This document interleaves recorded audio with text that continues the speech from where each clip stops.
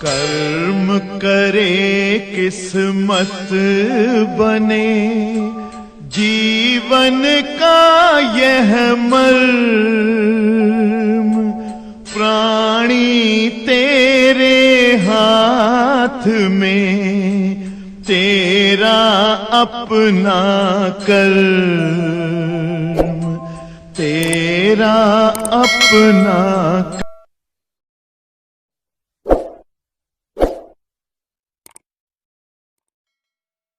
प्यारे बच्चों, हम लोग जो है पढ़ रहे थे अवतल दर्पण और अवतल दर्पण से संबंधित बिंदु।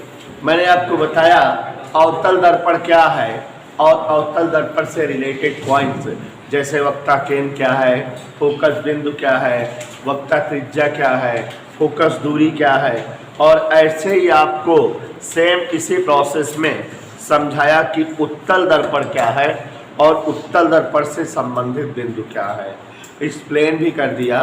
साथ ही साथ हम लोगों ने पढ़ा अवतल दर्पण से 3 प्रकार से परावर्तन होता है और उत्तल दर्पण से भी 3 ही प्रकार से परावर्तन होता है। हमने आप सभी को सिखाया कि अगर अवतल दर्पण हो तो पहला परावर्तन होता है मुख्य अक्ष के समांतर आपतित किरणें दर्पण से परावर्तन के पश्चात फोकस बिंदु से जाती है। दूसरा परावर्तन बताया फोकस बिंदु से दर्पण पर आपतित किरणें परावर्तन के पश्चात मुख्य अक्ष के समांतर हो जाते हैं। तीसरा परावर्तन बताया कि वक्रता केंद्र से आपतित किरणें परावर्तन के पश्चात उसी मार्ग से वापस लौट जाते हैं। और बच्चों, हम लोगों ने यह भी देखा और सीखा, याद हो अगर आप सभी लोगों को, कि उत्तल दर्पण से भी 3 ही प्रकार से परावर्तन होता है और उत्तल दर्पण से 3 प्रकार का परावर्तन में आपको दिखाया कि उत्तल दर्पण में मुख्य अक्ष के समांतर आपतित किरणें परावर्तन के पश्चात दर्पण के फोकस बिंदु से जाती प्रतीत होती है। और दूसरा बताया कि फोकस बिंदु की ओर आती प्रतीत होती किरणें दर्पण से परावर्तन के पश्चात मुख्य अक्ष के समांतर हो जाती है। और तीसरा बताया कि वक्ता केंद्र से आती प्रतीत होती किरणें उसी मार्ग से वापस लौट जाती हैं। तो ये हम लोगों ने अवतल दर्पण और उत्तल दर्पण से परावर्तन पढ़ा। अब थोड़ा बेटा उत्तल दर्पण के चिन्ह परिपाटी और अवतल दर्पण के चिन्ह परिपाटी और दोनों से प्रतिबिंब का बनना सिखाऊंगा। फिर उसके बाद डेरिवेशन होगा यूबीएफ में और आवर्धन दर्पण समाप्त हो जाएंगे। तो ध्यान दीजिएगा जरा, अवतल दर्पण हेतु चिन्ह परिपाटी, अवतल दर्पण हेतु चिन्ह परिपाटी किस चीज का चिन्ह किस तरह से लिखा जाएगा। अवतल दर्पण हेतु चिन्ह परिपाटी, ध्यान दीजिएगा बच्चों। अवतल दर्पण में चिन्ह सिस्टम कैसे होता है, तो यहां पर देखिए जरा,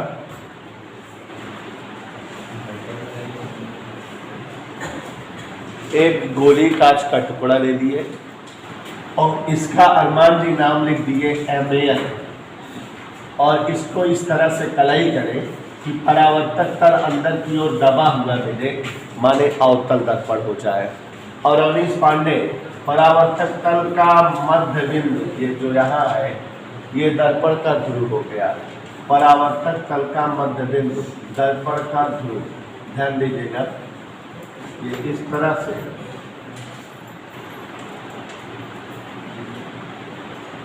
और ये जो है चतुर्थांश बना दिए। चतुर्थांश मतलब आप जान रहे हो निर्देशाक्ष, एक्स अक्ष और वाई अक्ष। ये चतुर्थांश है, ये एक्स अक्ष है, ये एक्स अक्ष की ऋण दिशा, वाई अक्ष की ऋण दिशा। अब यहाँ पर समझो बेटा, ये जो मूल बिंदु है चतुर्थांश का वही दर्पण का ध्रुव है। यहाँ दर्पण का कहीं फोकस बिंदु है, कहीं वक्रता केंद्र है। और अगर कहीं कोई दर्पण के सामने वस्तु रखी जाए अवतल दर्पण में, वस्तु AB, इसका कहीं प्रतिबिंब बनेगा किसी जगह इस तरह से उल्टा और वास्तविक। अवतल दर्पण में सारी दूरियां दर्पण के ध्रुव से मापी जाती है। तो गौर से देखिए, दर्पण के ध्रुव से ये वस्तु की दूरी U से लिखी जाती है।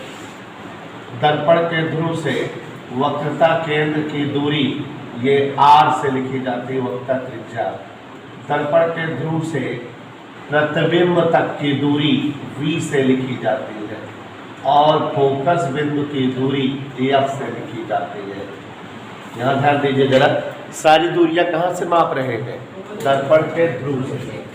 ध्रुव से फोकस बिंदु तक की सीध में जो दूरी है फोकस दूरी, ध्रुव से प्रतिबिंब तक की दूरी V अक्षर से, ध्रुव से वक्ता केंद्र तक की दूरी R अक्षर से, और ध्रुव से वस्तु तक की दूरी किस अक्षर से बच्चों? तो यहाँ अवतल दर्पण में ध्यान से देखिए, अवतल दर्पण में ध्रुव से वस्तु की दूरी, आज से याद रखिएगा कि वस्तु जितनी दूरी पर रखी जाएगी उसको अक्षर U से लिखते हैं। ध्रुव से प्रतिबिंब की दूरी, जो वस्तु का प्रतिबिंब बनता है उसकी दूरी अक्षर V से, और ध्रुव से फोकस बिंदु तक की दूरी, ध्रुव से फोकस बिंदु की दूरी F से, ध्रुव से वक्रता केंद्र की दूरी, वक्रता केंद्र की दूरी वक्रता त्रिज्या R से। ये चीजें होती हैं। और सुष्मी जी देखो, यहाँ x अक्ष की धन दिशा है, जो वैल्यू जिधर होंगी वो धनात्मक होगी। ये x अक्ष की ऋण दिशा है, जो वैल्यू जिधर होगी वो सब क्या होंगी? ऋणात्मक। तो फिर जो है नक्षत्र जी, यहाँ सब F B R U सब x अक्ष की ऋण दिशा में है, तो सब की सब क्या होंगी? ऋणात्मक। ये क्या लिखा हुआ है? निगेटिव। निगेटिव माने ऋणात्मक। और यहाँ यह भी ऋणात्मक, यह भी ऋणात्मक, और यह भी ऋणात्मक। तो प्यारे बच्चों, अवतल दर्पण के लिए आज से याद रखोगे, वस्तु दूरी U भी ऋणात्मक, प्रतिबिंब दूरी V भी ऋणात्मक, फोकस दूरी F का मान भी ऋणात्मक, और वक्रता त्रिज्या R का भी मान ऋणात्मक। सारी दूरियां अवतल दर्पण में ऋण में होती हैं। ये ऐसा चतुर्थांश में देख लीजिएगा। और कभी एकाध कंडीशन अवतल दर्पण में प्रतिबिंब बनने की ऐसी है कि वहाँ प्रतिबिंब दर्पण के पीछे उस साइड बनता है, माने x अक्ष की ध्यान दिशा में बनता है, तब वहाँ B का मान ऋण हो जाएगा, जब प्रतिबिंब उस साइड बनता रहेगा। इधर तो चलिए ध्यान से समझ गए होंगे आप लोग। और जिस तरह से जो है अवतल दर्पण की चिन्ह परिपाटी है, उसी तरह से उत्तल दर्पण की भी चिन्ह परिपाटी है।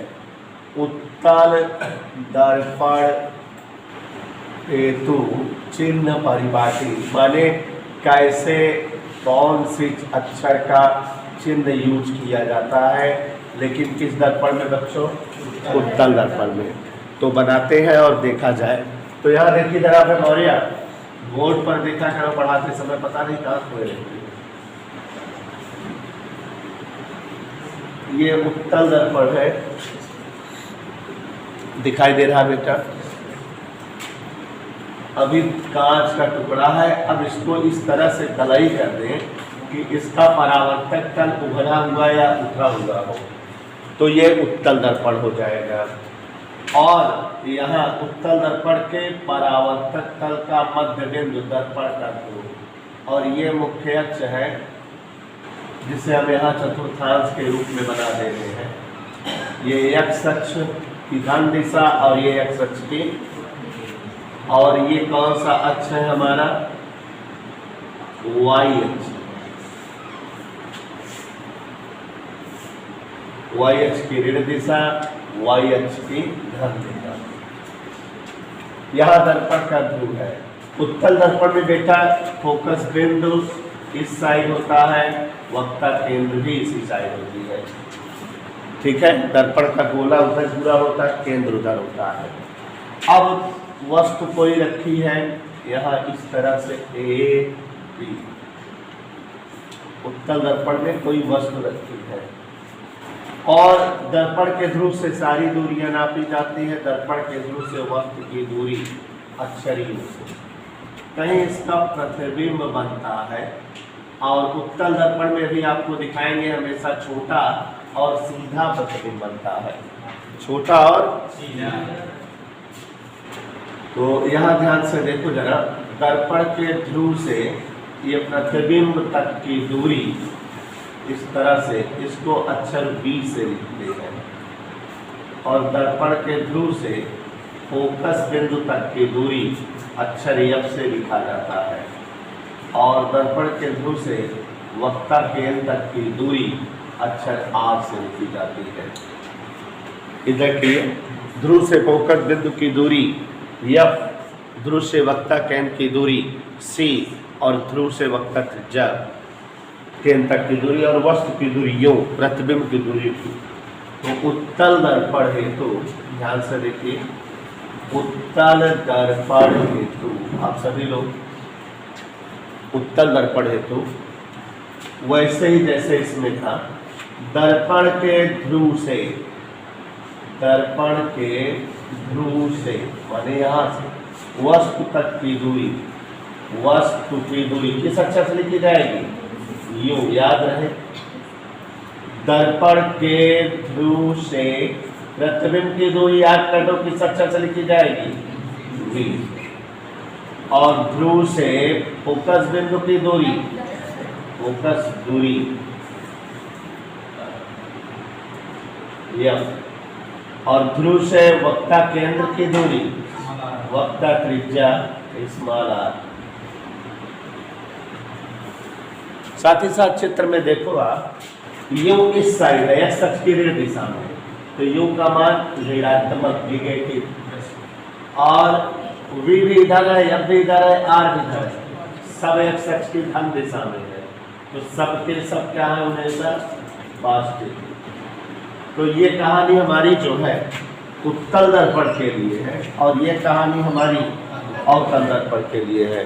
तो बच्चों, अवतल दर्पण और उत्तल दर्पण के लिए चिन्ह परिपाटी इसी तरह से प्राप्त होती है। फोकस दूरी धनात्मक, ऋणात्मक, U, V, F सब कौन कैसे किस चिन्ह में होता है, इसी तरह से होता है और इसे आप सभी को याद